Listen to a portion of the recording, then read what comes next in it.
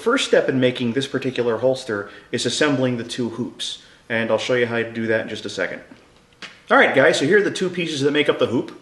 It's one straight piece, and this is just a strip of stainless steel. I bent the ends in the brake, and then wrap this around a pipe just to get the initial shape.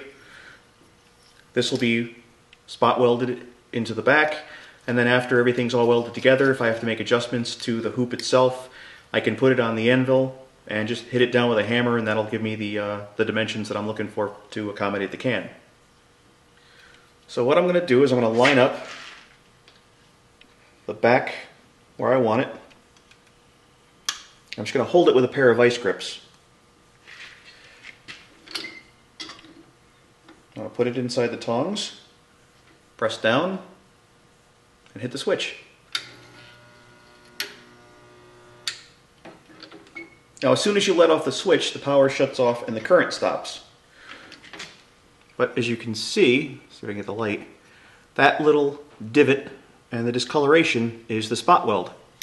So when I take the vice grips off, it's going to stay there. Now I'm going to put 3 little spot welds on each of these because I really want them to be durable. I don't want them to come apart for any reason, so you know, it's better to be safe than sorry. So I'm going to do the next piece, the next weld on this side.